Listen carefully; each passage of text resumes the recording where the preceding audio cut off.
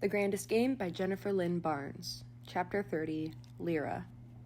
Grayson flicked a button open on his tuxedo jacket with one hand as the other laid out quarters on a marble coffee table with an audible click, click, click.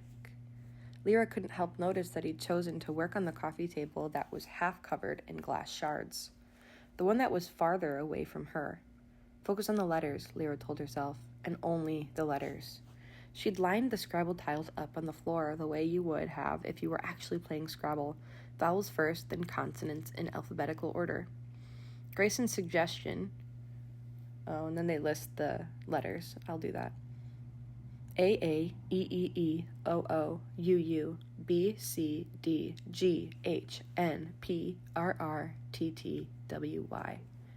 Grayson's suggestion echoed in Lyra's mind. Look for patterns, repetition, anything that will let you get it down to a smaller pool. I could do that. Lyra looked up to see a single strand of blonde hair fall into the stone-carved face of his. Or I could play. Grayson's logic had been that too many words could be made from a pool of letters this large. But if the goal wasn't just making words... But what if the goal wasn't just making words or a sentence?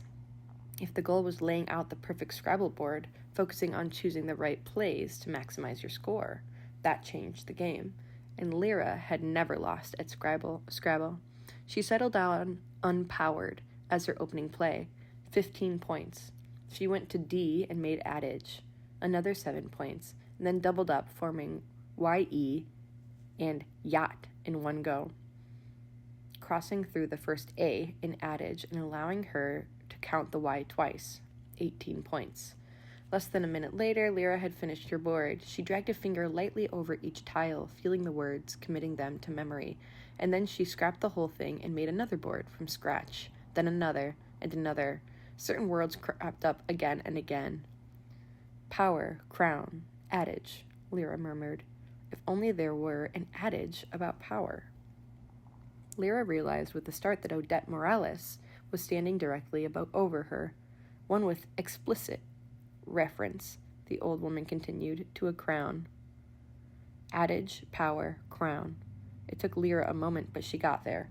Heavy is the head that wears the crown. I prefer the original version, myself. Odette walked toward the wall of windows, commanding the room as if she were on a stage and the audience was out there in the dark. Uneasy lies the head that wears the crown. Shakespeare, Grayson stood. Henry IV, Part 2. He crossed the room and took in Lyra's board. You're not even trying to eliminate the letters. Lyra wasn't about to let him tower over her, so she stood. Maybe I don't need to eliminate anything. She walked briskly past him to the screens and his 3 blinking cursors. She tapped one, and a keyboard appeared. Shakespeare. Lyra tried the word, then hit enter. The screen flashed red. Henry. Henry IV. Henry IV PT. Henry IV P2. Henry IV Part 2.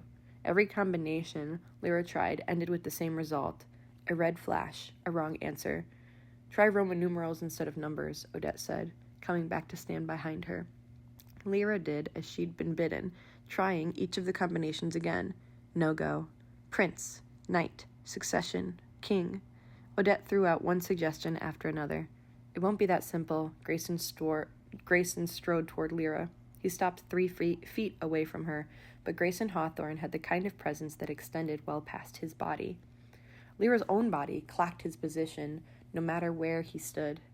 If you've indeed found something, and I'm not convinced you have, Miss Kane, then it is almost certainly the case that what you have found is not an answer, but a clue.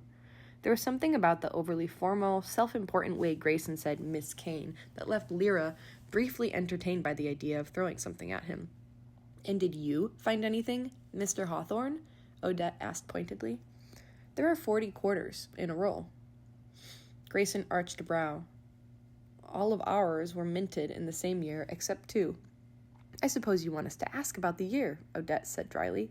38 of the quarters were minted in 1991. Grayson looked to Lyra, and she couldn't shake the feeling he was testing her.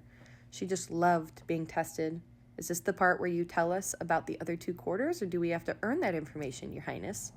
I'm feeling magnanimous. Grayson's lips twitched slightly, very slightly.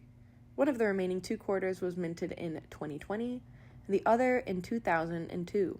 Same digits in both numbers, Lyra noted, just rearranged, and 1991. Grayson replied, one-upping her, is a palindrome. The part of Lyra's brain that loved a good code latched onto the pattern as that same damn strand of blonde hair fell into Grayson's face a second time. He brushed it back. And the years and the quarters matter why? Lyra said tartly. In a Hawthorne game, everything matters. The question is not why, but when. Grayson looked at Lyra like the answer to the question might be buried somewhere behind her eyes. Assume for the moment that the word adage and crown are indeed the clue that is meant to start us off. Grayson turned and stalked toward the fireplace on the far side of the room. In that case, the pattern of the quarters will matter later. And what matters now, he laid a hand flat on the black granite of the fireplace, is finding a crown. Lyra watched as Grayson ran his hands over the granite, left to right, then down. His movements automatic, like systematically feeling every square inch of a massive fireplace was something he'd done 10,000 times before. Why a crown? Lyra pressed. Why not something heavy? Heavy is the head that wears the crown. Heavy is vague, and vagueness makes for more imprecise clues. Heavy is vague, and vagueness makes for imprecise puzzles. Grayson Hawthorne said imprecise like it was a fighting word. Lyra looked to Odette, had been suspiciously quiet, and found the old woman tracing a finger through the maze-like path on the wood-paneled walls. Rather than join her, Lyra turned her head to the heaviest piece of furniture in the room. Imprecise, my ass. The coffee tables were made of what looked like solid white marble. Tiny hairline cracks marked the surface of the stone, each crack inlaid with gold. Like a crown, Lyra murmured, and running her own hand over the first table, aware on some level that she'd adopted Grayson's exact pattern of movement as she searched.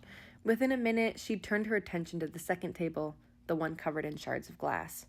All things being equal, Miss Kane, I would prefer you did not shred your hands to ribbons in this evening. Grayson's tone took Lyra right back to the cliffs, to his hand on her arm. I have 20/20 vision and an above-average amount of common sense. Lyra plucked a shard off the table. I can handle a little glass. Grayson's eyes narrowed ever so slightly. The number of scars my brothers have collectively obtained directly after uttering the statement, I can handle a little glass, means you will have to forgive my skepticism. I don't have to forgive anything, Lyra thought. Out loud, she opted for a different message. You don't need to worry about me, Hawthorne boy. I don't worry. I calculate probabilistic risk. What? As entertaining as it would be to let the two of you bicker, Odette interjected. At my age, you only have so much time left, so I suggest the pair of you ask me what I found. Lyra set down the shard of glass. What did you find? Nothing yet, Odette said, playing the contrarian. But in the decades I've spent cleaning other people's houses to scrape by, I learned how to read them, the people and the houses. The old woman pressed her palm to the wood. There's a compartment hidden behind here. She slid down the wall 4 feet and rapped it with her fist, and something larger here. That hardly sounds like nothing, Grayson told her wryly. Until we figure out how to trigger the compartments, it is precisely nothing, Odette replied. She edged farther down. This, on the other hand. Lyra joined the old woman at the wall. Look at the grain of the wood, Odette murmured. See the shift? There's no visible seam. The work is that good, but feel the wood. Lyra brought her fingers up and explored the area that Odette had indicated. The wood gave. Not much, barely enough to notice. Suddenly, Grayson's fingers were right next to hers. True to his vow, he didn't allow their hands to so much as brush when he pressed on the wood. Hard. An entire section of the wall depressed. Somewhere, gears audibly turned. Then the chandelier began to descend from the ceiling. It sank, inch by inch, crystals vibrating with the movement, clinking against one another in a fragile melody that had Lyra holding her breath. When the chandelier stopped moving, it was still well out of reach. Odette gestured imperiously at Grayson. Well, don't just stand there, Mr. Hawthorne. The old woman extended her gesture to encompass Lyra. You're going to have to lift her up. And that's the end of chapter 30.